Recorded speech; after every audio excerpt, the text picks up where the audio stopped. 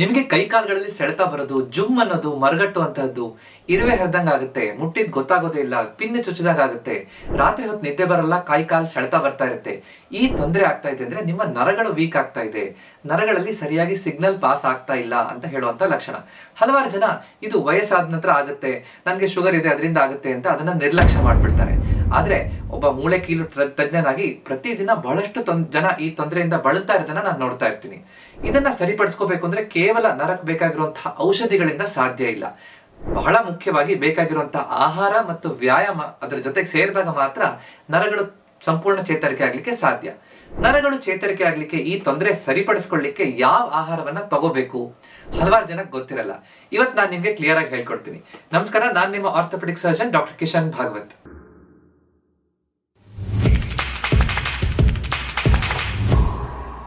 ನಮ್ಮ ದೇಹದಲ್ಲಿ ನರಗಳು ಅನ್ನುವಂಥದ್ದು ಎಲೆಕ್ಟ್ರಿಕ್ ವೈರ್ ಇದ್ದಾಗ, ನಮ್ಮ ಮನೆಯಲ್ಲೆಲ್ಲ ಎಲೆಕ್ಟ್ರಿಕ್ ವೈರ್ ಹೇಗಿರುತ್ತೋ ಅದೇ ರೀತಿ ನಮ್ಮ ದೇಹದಲ್ಲಿ ಮೆದುಳಿಂದ ಎಲ್ಲ ಕೈ ಕಾಲುಗಳಿಗೆ, ಎಲ್ಲ ಅಂಗಾಂಗಗಳಿಗೂ ವೈರ್ ತರ ನರಗಳು ಎಲ್ಲ ಕಡೆ ಹೋಗ್ತಾ ಇರುತ್ತೆ. ವೈರ್ ಅಲ್ಲಿ ಹೇಗೆ ಒಳಗಡೆ ಕಾಪರ್ ವೈರ್, ಮೇಲ್ಗಡೆ ಪ್ಲಾಸ್ಟಿಕ್ ಇನ್ಸುಲೇಷನ್ ಇರುತ್ತೋ ಅದೇ ರೀತಿ ಆ ಕಾಪರ್ ವೈರ್ ಅನ್ನುವಂಥದ್ದು ನರದ ಆ ಕೋಶ, ಆಕ್ಸಾನ್ ಅಂತ ಹೇಳ್ತೀವಿ, ಅದರ ಸುತ್ತ ಪ್ಲಾಸ್ಟಿಕ್ ಇನ್ಸುಲೇಷನ್ ಇರುವಂತಹದ್ದು ಮೈಲಿನ್ ಶೀತ್ ಅಂತ ಆ ರೀತಿ ಇನ್ಸುಲೇಷನ್ ತರ ಇರುತ್ತೆ. ಇದು ಸರಿಯಾಗಿ ಇದ್ದಾಗ, ಅದರಲ್ಲಿ ಕರೆಕ್ಟ್ ಆಗಿ ಕರೆಂಟ್ ಪಾಸ್ ಆಗ್ತಾ ಇದ್ದಾಗ ಎಲ್ಲ ಅಂಗಾಂಗಗಳು ಸರಿಯಾಗಿ ಕೆಲಸ ಮಾಡುತ್ತೆ. ಆದ್ರೆ ಯಾವಾಗ ಇದರಲ್ಲಿ ಸಿಗ್ನಲ್ ಟ್ರಾನ್ಸ್ಮಿಷನ್ ವೀಕ್ ಆಗುತ್ತೋ, ಅಂದ್ರೆ ನರಗಳಲ್ಲಿ ಸರಿಯಾಗಿ ಸಿಗ್ನಲ್ ಹೋಗೋದಿಲ್ವೋ, ನರಗಳಲ್ಲಿ ಚೇತರಿಕೆ ರಿಪೇರ್ ಸರಿಯಾಗಿ ಆಗ್ತಾ ಇಲ್ವೋ, ಅಥವಾ ಮೇಲ್ಗಡೆ ಇರುವಂತಹ ಆ ಪ್ಲಾಸ್ಟಿಕ್ ವೈರಿಂಗ್ ಕವರಿಂಗ್ ಕರೆಕ್ಟ್ ಆಗಿ ಮೈಲಿನ್ ಶೀಟ್ ಸರಿಯಾಗಿರೋದಿಲ್ವೋ, ಆವಾಗ ತೊಂದರೆ ಆಗ್ತಾ ಹೋಗುತ್ತೆ. ಸೊ ಸರಿಯಾದ ರೀತಿಯಲ್ಲಿ ನಮ್ಮ ಆಹಾರದಲ್ಲಿ 3 ವಿಷಯಗಳಿದ್ದಾಗ ಬಹಳ ಚೆನ್ನಾಗಿ ಈ ನರಗಳ ಆರೋಗ್ಯ ಕಾಪಾಡ್ಕೊಳ್ಳಿಕ್ಕೆ ಸಾಧ್ಯ. ಮೊದಲನೇದು, ಕೆಲವೊಂದು ವಿಟಮಿನ್ಗಳು ಕರೆಕ್ಟ್ ಆಗಿದ್ದಾಗ ನರದ ಚೇತರಿಕೆ ಸರಿಯಾಗಿ ಆಗ್ತಾ ಹೋಗುತ್ತೆ. ಒಳ್ಳೆಯ ಕೊಬ್ಬಿನ ಅಂಶ, ಹೆಲ್ದಿ ಫ್ಯಾಟ್ಸ್ ಅನ್ನ ತಗೊಂಡಾಗ ಆ ಮೇಲ್ಗಡೆ ಇರುವಂತಹ ಮೈಲಿನ್ ಶೀತ್ ಅನ್ನ ಚೆನ್ನಾಗಿ ಮೇಂಟೈನ್ ಮಾಡ್ಲಿಕ್ಕೆ ಆಗುತ್ತೆ. ಕೆಲವೊಂದಿಷ್ಟು ಮಿನರಲ್ಸ್ ಅಂದ್ರೆ ಖನಿಜಾಂಶಗಳನ್ನ ತಗೊಂಡಾಗ ಬಹಳ ಚೆನ್ನಾಗಿ ಅದರ ಒಳಗಡೆ ಇರುವಂತಹ ಸಿಗ್ನಲ್ ಟ್ರಾನ್ಸ್ಮಿಷನ್ ಸರಿಯಾಗ್ಲಿಕ್ಕೆ ಅನುಕೂಲ ಆಗುತ್ತೆ. ಸೊ ಯಾವ ವಿಟಮಿನ್ಸ್, ಯಾವ ಕೊಬ್ಬಿನಾಂಶ, ಯಾವ ಮಿನರಲ್ಸ್ ಗಳನ್ನ ತಗೋಬೇಕು ಡೀಟೇಲ್ ಆಗಿ ಅರ್ಥ ಮಾಡ್ಕೊಳ್ಳೋಣ. ಮೊದಲನೇದು, ಆಹಾರದಲ್ಲಿ ವಿಟಮಿನ್ ಗಳನ್ನ ಕರೆಕ್ಟ್ ಆಗಿ ತಗೋಬೇಕು. ನರದ ಚೇತರಿಕೆ ಆಗ್ಲಿಕ್ಕೆ ವಿಟಮಿನ್ ಗಳು ಬೇಕೇ ಬೇಕು. ಯಾವ ವಿಟಮಿನ್ ಬೇಕು, ಹೇಗೆ ಸಿಗುತ್ತೆ? ಮುಖ್ಯವಾಗಿ ವಿಟಮಿನ್ B12 ನರದ ಆರೋಗ್ಯಕ್ಕೆ ಬೇಕಾಗಿರುವಂತಹ ಅತ್ಯಂತ ಮುಖ್ಯವಾದಂತಹ ವಿಟಮಿನ್. ವಿಟಮಿನ್ B12 ನಮ್ಮ ಭಾರತೀಯ ಆಹಾರ ಪದ್ಧತಿಯಲ್ಲಿ ಬಹಳ ಕಡಿಮೆ ಇರುತ್ತೆ. ಅದಕ್ಕೋಸ್ಕರ ವಿಟಮಿನ್ B12 ಕಡಿಮೆ ಕೊರತೆಯಿಂದ ಕೈಕಾಲಲ್ಲಿ ಜುಮ್ ಬರೋದು, ಉರಿ ಬರೋದು, ಸೆಳೆತ ಬರೋದು ಇದೆಲ್ಲ ಆಗ್ತಾ ಹೋಗುತ್ತೆ. ಅದರ ಜೊತೆಗೆ ರಕ್ತಹೀನತೆ ಕೂಡ, ಬೇರೆ ಮೆದುಳಲ್ಲಿ ಆಗುವಂತಹ ತೊಂದರೆ, ಮರ್ತು ಹೋಗುವಂತದ್ದು, ಈ ಎಲ್ಲ ತೊಂದರೆಗಳು ವಿಟಮಿನ್ B12 ಇಂದ ಆಗ್ಬಹುದು. ಸೊ ಸರಿಯಾಗಿ ನರದ ಮೇಲಿರುವಂತಹ ಮೈಲಿನ್ ಶೀತ್ ಅನ್ನ ಕರೆಕ್ಟ್ ಮೇಂಟೈನ್ ಮಾಡಕ್ಕೆ, ಸಿಗ್ನಲ್ ಕರೆಕ್ಟ್ ಆಗಿ ಟ್ರಾನ್ಸ್ಮಿಟ್ ಆಗಕ್ಕೆ, ನರದ ಆರೋಗ್ಯವನ್ನು ಮೇಂಟೈನ್ ಮಾಡಕ್ಕೆ ವಿಟಮಿನ್ B12 ಬೇಕು. ವಿಟಮಿನ್ B12 ನಮ್ಮ ಆಹಾರದಲ್ಲಿ ಮುಖ್ಯವಾಗಿ ಈ ಸಸ್ಯಾಹಾರಿ ಆಹಾರ ಮೂಲ ತಗೊಳ್ಳುವಂತವರಿಗೆ ಹಾಲು, ಮೊಸರು, ಮಜ್ಜಿಗೆ, ಪನ್ನೀರ್ ಇದನ್ನ ತಗೊಳ್ಳೋದ್ರಿಂದ ಸ್ವಲ್ಪ ಪ್ರಮಾಣದಲ್ಲಿ ಸಿಗುತ್ತೆ. ಆದ್ರೆ ಮುಖ್ಯವಾಗಿ ಸಸ್ಯಾಹಾರಿ ಮೂಲದಿಂದ ಬೇರೆ ಆಹಾರ ಪದಾರ್ಥಗಳು ಇರೋದಿಲ್ಲ. ಅದಕ್ಕೋಸ್ಕರ ನಮ್ಮ ಭಾರತದಲ್ಲಿ ಈ ವಿಟಮಿನ್ B12 ಡಿಫಿಷಿಯನ್ಸಿ ಹೆಚ್ಚು ಅಂತ ಹೇಳ್ಬೋದು. ಮಾಂಸಾಹಾರ ತಗೊಳ್ಳುವಂತವರಿಗೆ ಈ ಮೊಟ್ಟೆಯಲ್ಲಿ, ಅದರಲ್ಲೂ ಆ ಹಳದಿ ಭಾಗದಲ್ಲಿ ವಿಟಮಿನ್ B12 ಇರುತ್ತೆ. ಜೊತೆಗೆ ಮೀನನ್ನ ತಿನ್ನೋದ್ರಲ್ಲಿ, ಅದ್ರ ಜೊತೆಗೆ ಈ ಚಿಕನ್ ಇದರಲ್ಲೆಲ್ಲ ಸ್ವಲ್ಪ ವಿಟಮಿನ್ B12 ಚೆನ್ನಾಗಿರುತ್ತೆ. ವಿಟಮಿನ್ B12 ಕರೆಕ್ಟ್ ಆಗಿ ಇದೆಯೋ ಇಲ್ವೋ ಅನ್ನೋದನ್ನ ಕೆಲವೊಬ್ಬರಿಗೆ ತುಂಬಾ ತೊಂದರೆ ಇದ್ದವರಿಗೆ ಚೆಕ್ ಮಾಡಿಸ್ಕೊಂಡು ಅದಕ್ಕೆ ಸಪ್ಲಿಮೆಂಟ್ ಗಳನ್ನ ಕೊಡೋದ್ರಿಂದನೂ ಕೂಡ ಅದನ್ನ ಪೂರೈಕೆ ಸರಿಯಾಗಿ ಮಾಡಬಹುದು. ಆದ್ರೆ ಆಹಾರದಲ್ಲಿ ಸರಿಯಾಗಿ ನಾವು ತಗೋತಾ ಇದೀವಾ, ಹಾಲಿನ ಪದಾರ್ಥಗಳನ್ನ ಉಪಯೋಗಿಸ್ತಾ ಇದೀವಾ ಅಂತ ನೋಡ್ಕೋಬೇಕು. ಸಸ್ಯಾಹಾರಿ ಮೂಲದವರಿಗೆ ಹೇಗೆ ವಿಟಮಿನ್ B12 ಪೂರೈಕೆ ಅನ್ನೋದ್ರ ಬಗ್ಗೆ ಡೀಟೇಲ್ಡ್ ಆಗಿ ನಾನು ವಿಡಿಯೋ ಮಾಡಿದ್ದೀನಿ. ಅದನ್ನ ನೀವು ನೋಡ್ಕೊಂಡು ಅರ್ಥ ಮಾಡ್ಕೋಬಹುದು. ಕೇವಲ ವಿಟಮಿನ್ B12 ಅಷ್ಟೇ ಸಾಕಾ? ಖಂಡಿತ ಅಲ್ಲ. ವಿಟಮಿನ್ B1 ಥಯಾಮಿನ್ ಮತ್ತು ವಿಟಮಿನ್ B6 ಪಿರಿಡಾಕ್ಸಿನ್ ಇದು ಬಹಳ ಮುಖ್ಯ. ಈ ವಿಟಮಿನ್ B12 ಕರೆಕ್ಟ್ ಆಗಿ ನರ್ವ್ ಶೀತ್ ಅನ್ನು ಮೇಂಟೈನ್ ಮಾಡುತ್ತೆ. ಅಂದ್ರೆ ನರ್ವಿಗೆ ಬೇಕಾಗಿರುವಂತಹ ಎನರ್ಜಿ, ಶಕ್ತಿಯನ್ನ ಕೊಡುವಂತದ್ದು ವಿಟಮಿನ್ B1 ಮತ್ತು B6. ಇದು ಈ ಎಸ್ಪೆಷಲಿ ಈ ಡಯಾಬಿಟಿಸ್ ತೊಂದರೆ ಇರೋರಿಗೆ, ಅವ್ರಿಗೆಲ್ಲರಿಗೂ ಈ ವಿಟಮಿನ್ B1 B6 ಬೇಗ ಇದ್ರೂ ಹೆಚ್ಚು ಸರಿಯಾಗಿ ಕೆಲಸ ಮಾಡದೇ ಇರೋದ್ರಿಂದ ಬೇಗ ಈ ನರಗಳ ಸಮಸ್ಯೆ ಬರುವಂತ ಸಾಧ್ಯತೆ ಇರುತ್ತೆ. ವಿಟಮಿನ್ B1 ಮತ್ತು B6 ನಮ್ಗೆ ಹೆಚ್ಚು ಸಿಗುವಂತದ್ದು ಇಡೀ ಧಾನ್ಯಗಳಲ್ಲಿ, ಬೇಳೆ ಕಾಳುಗಳಲ್ಲಿ, ಬಾಳೆಹಣ್ಣು, ಆಲೂಗಡ್ಡೆ ಇದೆಲ್ಲದರಲ್ಲೂ ಮತ್ತು ಸೊಪ್ಪುಗಳಲ್ಲಿ ಬಹಳ ಚೆನ್ನಾಗಿ ವಿಟಮಿನ್ B1 ಮತ್ತು B6 ಸಿಗುತ್ತೆ. ಸೊ ಇದರಿಂದ ನಮ್ಮ ನರದ ಆರೋಗ್ಯ ಕಾಪಾಡ್ಕೊಳ್ಳಿಕ್ಕೆ ಸಾಧ್ಯ. ಅದಲ್ಲದೆ ವಿಟಮಿನ್ B9 ಅಥವಾ ಫೋಲಿಕ್ ಆಸಿಡ್ ಬಹಳ ಮುಖ್ಯವಾದಂತಹ ವಿಟಮಿನ್, ನರಗಳನ್ನ ರಿಪೇರ್ ಮಾಡ್ಲಿಕ್ಕೆ ಬೇಕಾಗಿರುವಂತಹ, ಹೊಸ ಕೋಶಗಳನ್ನ ಬೆಳವಣಿಗೆ ಮಾಡ್ಲಿಕ್ಕೆ ಬೇಕಾಗಿರುವಂತಹ ವಿಟಮಿನ್, ಅದು ನಮ್ಗೆ ಹಸಿರು ಸೊಪ್ಪುಗಳಲ್ಲಿ ಸಿಗುತ್ತೆ. ಅದಕ್ಕೆ ಒಂದು ಬೌಲ್ ಸೊಪ್ಪಿನ ಅಂದ್ರೆ ಹಸಿರು ಸಲಾಡ್ ಅನ್ನ ತಗೊಳ್ಳುವಂತಹದ್ದು ಅಥವಾ ಒಂದು ಸೊಪ್ಪಿನ ಪದಾರ್ಥವನ್ನ ಪ್ರತಿನಿತ್ಯ ತಿನ್ನೋದು ಬಹಳ ಮುಖ್ಯ ಅಂತ ನಾವು ಹೇಳ್ತೀವಿ. ಅದ್ರ ಜೊತೆಗೆ ವಿಟಮಿನ್ ಡಿ ಕೂಡ ನಮ್ಮ ನರದ ಆರೋಗ್ಯಕ್ಕೆ ಬೇಕು. ಸನ್ಶೈನ್ ವಿಟಮಿನ್ ಅಥವಾ ಫ್ರೀಯಾಗಿ ನಮ್ಗೆ ಚರ್ಮದಲ್ಲೇ ನಮ್ಗೆ ಸೂರ್ಯನ ಬೆಳಕು ನಮ್ಮ ದೇಹದ ಮೇಲೆ ಯಾವಾಗ ಬೀಳುತ್ತೋ ಉತ್ಪತ್ತಿ ಆಗುವಂತ ವಿಟಮಿನ್ ಡಿ, ಅದು ಕೂಡ ನಮ್ಮ ಭಾರತೀಯರಲ್ಲಿ ಬಹಳ ಕಡಿಮೆ ಪ್ರಮಾಣದಲ್ಲಿ ಇದೆ, ಹೆಚ್ಚಿನವರಲ್ಲಿ. ಸೊ ಅದನ್ನ ಕರೆಕ್ಟ್ ಆಗಿ ಹೇಗೆ ಯಾಕೆ ಬೇಕು, ಹೇಗೆ ತಗೋಬಹುದು ಅನ್ನೋದನ್ನ ನಾವು ಕರೆಕ್ಟ್ ಅರ್ಥ ಮಾಡ್ಕೋಬೇಕು. ಬೆಳಗಿನ ಹೊತ್ತು ಸಾಮಾನ್ಯ 8 ರಿಂದ 10 ಗಂಟೆ ಆ ಸಮಯದ ಬಿಸಿಲಿನಲ್ಲಿ 15 ನಿಮಿಷ ಸೂರ್ಯನ ಬೆಳಕಿನಲ್ಲಿ ಕೂತ್ಕೊಳ್ಳೋದು ಅಥವಾ ವಾಕಿಂಗ್ ಮಾಡೋದ್ರಿಂದ ನಮ್ಗೆ ಅನುಕೂಲ ಆಗುತ್ತೆ. ವಿಟಮಿನ್ ಡಿ ಕಡಿಮೆ ಇದ್ರೆ ಅದಕ್ಕೆ ಸಪ್ಲಿಮೆಂಟ್ ತಗೊಂಡು ಸರಿಪಡಿಸ್ಕೋಬೇಕು. ಸೊ ವಿಟಮಿನ್ B12 ಬಹಳ ಮುಖ್ಯ.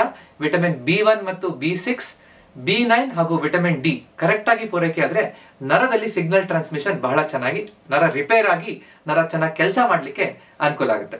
ಎರಡನೇ ಮುಖ್ಯವಾದ ಗುಂಪು ಒಳ್ಳೆ ಕೊಬ್ಬಿನ ಅಂಶ ಇರುವಂತಹ ಆಹಾರ.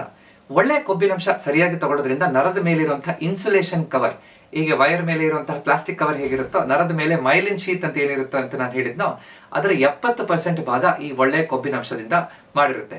ಸೊ ಆ ಕೊಬ್ಬು ಬೇಕೇ ಬೇಕು. ನಾವೆಲ್ಲರೂ ನಮ್ಮ ಆಹಾರದಲ್ಲಿ ಹಲವಾರು ಫ್ಯಾಟ್ಸ್ ಅನ್ನ ನಾವು ಉಪಯೋಗಿಸ್ತೀವಿ, ಆದ್ರೆ ನಮ್ಮ ನರಗಳಿಗೆ, ನಮ್ಮ ದೇಹಕ್ಕೆ ಒಳ್ಳೆ ಕೊಬ್ಬಿನ ಅಂಶ ಯಾವುದು ಹೆಚ್ಚಿನ ಜನರಿಗೆ ಗೊತ್ತಿರೋದಿಲ್ಲ. ಒಮೆಗಾ 3 ಫ್ಯಾಟಿ ಆಸಿಡ್ಸ್ ನಮ್ಮ ನರದ ಚೇತರಿಕೆ ಆಗ್ಲಿಕ್ಕೆ, ಅದ್ರ ಜೊತೆಗೆ ನಮ್ಮ ಇಡೀ ದೇಹದಲ್ಲಿ ಹಲವಾರು ಮುಖ್ಯವಾದಂತಹ ಕ್ರಿಯೆಗಳಿಗೆ ಒಮೆಗಾ 3 ಫ್ಯಾಟಿ ಆಸಿಡ್ಸ್ ಬೇಕು. ಒಮೆಗಾ 3 ಫ್ಯಾಟಿ ಆಸಿಡ್ಸ್ ಸರಿಯಾಗಿರೋದ್ರಿಂದ ನಮ್ಮ ದೇಹದಲ್ಲಿ ಉರಿಯೂತ ಕಡಿಮೆ ಆಗುತ್ತೆ. ಈ ನರದ ಮೈಲಿನ್ ಶೀತ್ ಇನ್ಸುಲೇಷನ್ ಚೆನ್ನಾಗಾಗುತ್ತೆ. ಅದು ಸರಿಯಾಗಿದ್ದಾಗ ಕರೆಕ್ಟ್ ಆಗಿ ನರದಲ್ಲಿ ಸಿಗ್ನಲ್ ಹೋಗ್ತಾ ಇರುತ್ತೆ. ಯಾವಾಗ ಇದು ಕಡಿಮೆ ಆಗುತ್ತೋ, ಮೈಲಿನ್ ಶೀತ್ ತೆಳ್ಳಗಾಗುತ್ತೆ, ಹೇಗೆ ಕರೆಂಟ್ ಅಲ್ಲಿ ಎಲೆಕ್ಟ್ರಿಕ್ ವೈರ್ ಅಲ್ಲಿ ಶಾರ್ಟ್ ಸರ್ಕ್ಯೂಟ್ ಆಗುತ್ತೋ, ಸರಿಯಾಗಿ ಸಿಗ್ನಲ್ ಪಾಸ್ ಆಗಲ್ವೋ, ಅದೇ ತರ ನರದಲ್ಲಿ ತೊಂದರೆ ಆಗ್ಬಿಡುತ್ತೆ ಇದು ಕಡಿಮೆ ಇದ್ದಾಗ. ಸೊ ಸರಿಯಾದ ಆ ಕೊಬ್ಬಿನ ಅಂಶ ಬೇಕು. ಒಮೆಗಾ 3 ಫ್ಯಾಟಿ ಆಸಿಡ್ಸ್ ನಮಗೆ ಆಹಾರದಲ್ಲಿ ಹೇಗೆ ಸಿಗುತ್ತೆ? ಅಗಸೆ ಬೀಜದಲ್ಲಿ ಬಹಳ ಚೆನ್ನಾಗಿ ಸಿಗುತ್ತೆ. ಸೊ ಬೆಳಗ್ಗಿನ ಹೊತ್ತು ಪ್ರತಿದಿನ ಅಗಸೆ ಬೀಜ, ಚಿಯಾ ಬೀಜ ಇದನ್ನೆಲ್ಲ ತಿನ್ನೋದ್ರಿಂದ ನಮ್ಗೆ ಅನುಕೂಲ ಆಗುತ್ತೆ. ಅಗಸೆ ಬೀಜದ ಚಟ್ನಿ ಪುಡಿ ಮಾಡ್ಕೊಂಡು ಮೊಸರು ಜೊತೆಗೆ ಹಾಕೊಂಡು ಅಥವಾ ದೋಸೆ ಇಡ್ಲಿಗೆ ಅದ್ರ ಜೊತೆಗೆ ಸ್ವಲ್ಪ ಅಗಸೆ ಬೀಜವನ್ನು ಹಾಕೊಂಡು ತಗೊಳ್ಳೋದ್ರಿಂದ ನಮ್ಗೆ ಅನುಕೂಲ ಆಗುತ್ತೆ ಅಂತ ಹೇಳ್ಬೋದು. ವಾಲ್ನಟ್, ಅಕ್ರೋಡಲ್ಲಿ ಒಮೆಗಾ 3 ಫ್ಯಾಟಿ ಆಸಿಡ್ಸ್ ಇರುತ್ತೆ. ಸೊ ಪ್ರತಿದಿನ 2 ರಿಂದ 3 ಅರ್ಧ ಭಾಗ ವಾಲ್ನಟ್ ತಿನ್ನೋದ್ರಿಂದ ನಮ್ಗೆ ಅನುಕೂಲ ಆಗುತ್ತೆ. ಇದನ್ನ ನಾವು ಮರಿಬಾರ್ದು. ಅದರ ಜೊತೆಗೆ ಮಾಂಸಾಹಾರ ತಿನ್ನುವಂತವ್ರಿಗೆ ಫ್ಯಾಟಿ ಫಿಶ್ಗಳಲ್ಲಿ, ಹೆಚ್ಚಿನ ಈ ಫ್ಯಾಟಿ ಮೀನುಗಳಲ್ಲಿ ಈ ಒಮೆಗಾ 3 ಫ್ಯಾಟಿ ಆಸಿಡ್ಸ್ ಇರುತ್ತೆ. ಸೊ ಇದರಿಂದ ನಮ್ಮ ಹೃದಯದ ಆರೋಗ್ಯ, ಮೆದುಳಿನ ಆರೋಗ್ಯ, ನರದ ಆರೋಗ್ಯವನ್ನ ಚೆನ್ನಾಗಿ ಮೇಂಟೈನ್ ಮಾಡ್ಲಿಕ್ಕೆ ಅನುಕೂಲ ಆಗುತ್ತೆ. ಕೇವಲ ಈ ಒಮೆಗಾ 3 ಫ್ಯಾಟಿ ಆಸಿಡ್ಸ್ ಅಷ್ಟೇ ಸಾಕಾ? ಖಂಡಿತ ಅಲ್ಲ. ನಮ್ಗೆ ಒಳ್ಳೆ ಎಣ್ಣೆ ಅಂದ್ರೆ ಯಾವುದು, ಕೆಟ್ಟ ಎಣ್ಣೆ ಯಾವುದು ಅನ್ನೋದು ನಮ್ಗೆ ಗೊತ್ತಿರಬೇಕು. ಆರೋಗ್ಯಕ್ಕೆ ಒಳ್ಳೆ ಕೊಬ್ಬಿನಂಶ ಕೊಡುವಂತಹ ಎಣ್ಣೆಗಳು ಅನ್ನುವಂಥದ್ದು ಈ ಶೇಂಗಾ ಎಣ್ಣೆ, ಕೊಬ್ಬರಿ ಎಣ್ಣೆ ಎಲ್ಲ ಲಿಮಿಟೆಡ್ ಪ್ರಮಾಣದಲ್ಲಿ, ಯಾವುದೇ ಪ್ರಮಾಣ ಹೆಚ್ಚಾದ್ರೆ ತೊಂದರೆ ಇರುತ್ತೆ. ಆಲಿವ್ ಎಣ್ಣೆ ಇದನ್ನ ನಾವು ಬಳಸಬೇಕು. ಈ ಮರದ ಗಾಣದಲ್ಲಿ ಕೋಲ್ಡ್ ಪ್ರೆಸ್ಡ್ ಆ ಪ್ರೊಸೆಸ್ ಇಂದ ಮಾಡಿರುವಂತಹ ಎಣ್ಣೆಗಳು ನಮ್ಗೆ ಒಳ್ಳೆಯದು. ರಿಫೈನ್ಡ್ ಎಣ್ಣೆಗಳು, ಹೆಚ್ಚಿನ ಬೇರೆ ರಿಫೈನ್ಡ್ ಎಣ್ಣೆಗಳು ನಮ್ಮ ಆರೋಗ್ಯಕ್ಕೆ ಹಾನಿಕರ. ಅದರಿಂದ ಉರಿಯೂತ ಹೆಚ್ಚಾಗುತ್ತೆ. ಈ ಏನು ಇನ್ಸುಲೇಷನ್ ಏನಿರುತ್ತೋ ಅದೆಲ್ಲ ಹೊರಗಡೆ ಹೋಗ್ತಾ ಬಂದ್ಬಿಡುತ್ತೆ. ಸೊ ಆ ಎಣ್ಣೆ ಅಂದ್ರೆ ರಿಫೈನ್ಡ್ ಎಣ್ಣೆಗಳನ್ನ ಕಡಿಮೆ ಮಾಡ್ತಾ ಬರಬೇಕು. ಎಣ್ಣೆ ಪ್ರಮಾಣವನ್ನ ಕಡಿಮೆ ಮಾಡಬೇಕು.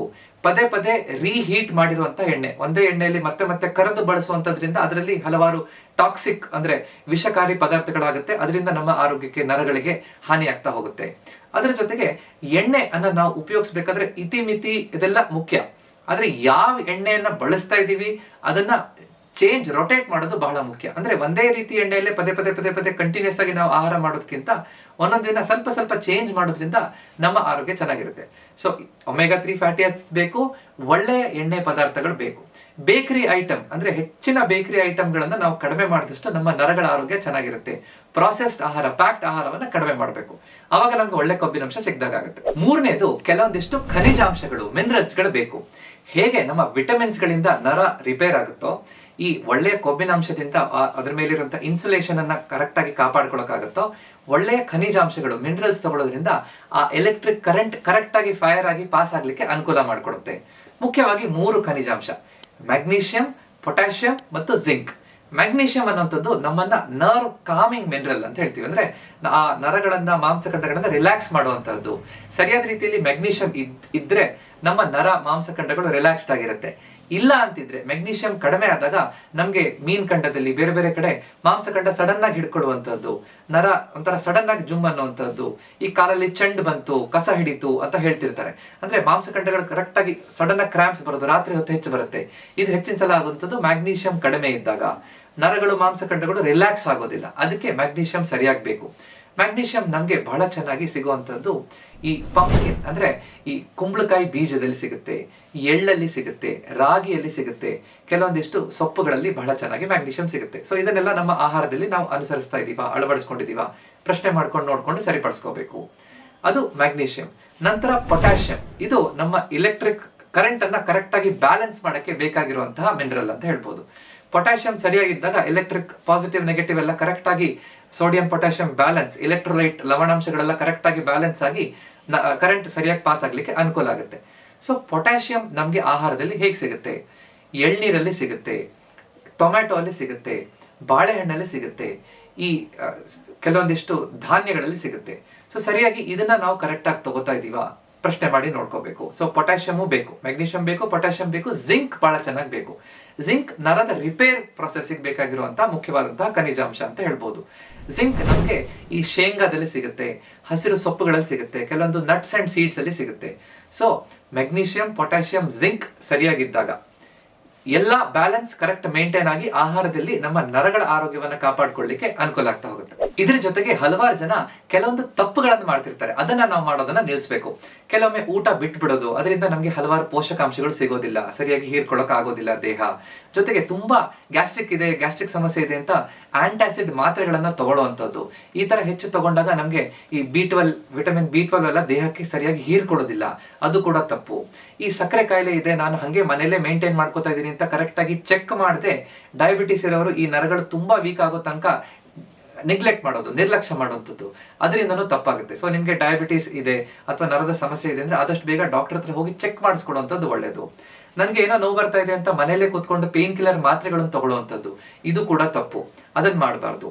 ತುಂಬಾ ಸಕ್ಕರೆಯುಕ್ತ ಆಹಾರ, ತುಂಬಾ ಉಪ್ಪು ಇರುವಂತಹ ಆಹಾರ ಅಥವಾ ದೇಹ ತೂಕ ಹೆಚ್ಚಾಗುವಂಥದ್ದು, ಇದೆಲ್ಲದೂ ಕೂಡ ನರಗಳ ಮೇಲೆ ಹೆಚ್ಚು ಒತ್ತಡ ಬೀಳ್ತಾ ಹೋಗುತ್ತೆ.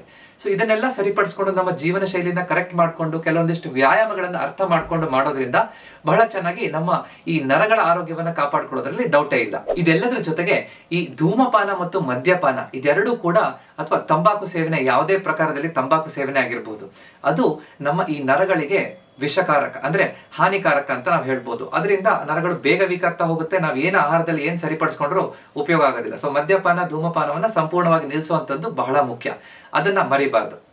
ಇವತ್ತು ನಾನು ಹೇಳ್ಕೊಟ್ಟಿರುವಂತಹ ಟಿಪ್ಸ್, ವಿಟಮಿನ್ಸ್, ಒಳ್ಳೆ ಕೊಬ್ಬಿನಾಂಶ ಮತ್ತು ಈ ಕರೆಕ್ಟ್ ಆಗಿ ಬೇಕಾಗಿರುವಂತಹ ಖನಿಜಾಂಶ, ಮಿನರಲ್ಸ್, ಇದು ನಿಮ್ಗೆ ಅರ್ಥ ಆಯ್ತು, ಇಷ್ಟ ಆಯ್ತು, ಈ ತರ ನಿಮ್ಗೆ ಕಲಿಯಕ್ಕೆ ಇಷ್ಟ ಇದೆ ಅಂತಂದ್ರೆ ನಾನು ಒಂದು ಡೀಟೇಲ್ಡ್ ಆಗಿ ಈ ಬೆನ್ನು ಕುತ್ತಿಗೆ ನೋವು ಇಂದ ಹೇಗೆ ನರಗಳ ಸೆಳೆತ, ನರದ ತೊಂದರೆ, ಬೆನ್ನು ಕುತ್ತಿಗೆ ನೋವು, ನರಗಳ ಆರೋಗ್ಯ ಹೇಗೆ ಕಾಪಾಡ್ಕೋಬೇಕು, ತೊಂದರೆ ಬಂದ್ರೆ ಹೇಗೆ ಸರಿಪಡಿಸ್ಕೋಬೇಕು ಅಂತ ಡೀಟೇಲ್ಡ್ ಆಗಿ ಲೈವ್ ಕ್ವಶನ್ ಆನ್ಸರ್ ಜೊತೆಗೆ ನಿಮ್ಮೆಲ್ಲರ ಜೊತೆ ಸೇರ್ಕೊಂಡು ಒಂದು ವೆಬಿನಾರ್ ಅನ್ನ ಕರೆಕ್ಟ್ ಆಗಿ ಕಾಲಕ್ಕೆ ಪ್ರಾರಂಭ ಮಾಡೋನಿದ್ದೀನಿ. ಅದ್ರ ಜೊತೆಗೆ ಡೀಟೇಲ್ಡ್ ಆಗಿ ಒಂದು ಕೋರ್ಸ್ ಕೂಡ ತಯಾರು ಮಾಡ್ತಾ ಇದ್ದೀನಿ. ಮಾರ್ಚ್ ಕೊನೆಯಲ್ಲಿ ಇದನ್ನ ನಾನು ಪ್ರಾರಂಭ ಮಾಡ್ತೀನಿ. ನಿಮ್ಗೆ ಇದು ಉಪಯೋಗ ಆಗುತ್ತೆ ಅಂತ ಅನ್ಸಿದ್ರೆ ದಯವಿಟ್ಟು ಎಸ್ ಅಂತ ಕಮೆಂಟ್ ಮಾಡಿ, ನನಗೆ ಇನ್ನಷ್ಟು ಉತ್ತೇಜನ ಸಿಗುತ್ತೆ. ಬಹಳ ಚೆನ್ನಾಗಿ ನಾನು ಪ್ರಿಪೇರ್ ಆಗಿ ನಿಮ್ ಜೊತೆ ಇದ್ರ ಜೊತೆ ಇಂಟರಾಕ್ಟ್ ಮಾಡ್ಲಿಕ್ಕೆ ನನಗೂ ಅನುಕೂಲ ಆಗುತ್ತೆ. ಇವತ್ತಿನ ವಿಡಿಯೋ ಇಷ್ಟ ಆಯ್ತಂದ್ರೆ ದಯವಿಟ್ಟು ಇದನ್ನ ಲೈಕ್ ಮಾಡಿ ಮತ್ತು ಅಕ್ಕಪಕ್ಕದ ಜೊತೆ ಹಂಚ್ಕೊಳ್ಳಿ. ಯಾರಿಗೆ ಈ ತೊಂದರೆ ಇದೆಯೋ ಅವರಿಗೆ ಈ ವಿಡಿಯೋನ ದಯವಿಟ್ಟು ಶೇರ್ ಮಾಡಿ, ಫಾರ್ವರ್ಡ್ ಮಾಡಿ. ಇದೇ ರೀತಿಯಂತ ಹೆಚ್ಚಿನ ವಿಡಿಯೋ ನೋಡ್ಬೇಕು ಅಂತಂದ್ರೆ ನನ್ನ ಚಾನೆಲ್ನ ಸಬ್ಸ್ಕ್ರೈಬ್ ಮಾಡೋದನ್ನ ಮರಿಬೇಡಿ. ಯಾಕಂದ್ರೆ ನಮ್ಮ ಆರೋಗ್ಯ ನಮ್ಮ ಕೈಲಿದೆ, ಅದನ್ನು ಸರಿಯಾಗಿ ಇಟ್ಕೊಳ್ಳುವಂಥದ್ದು ನಮ್ಮ ಕರ್ತವ್ಯ. ನಮಸ್ಕಾರ.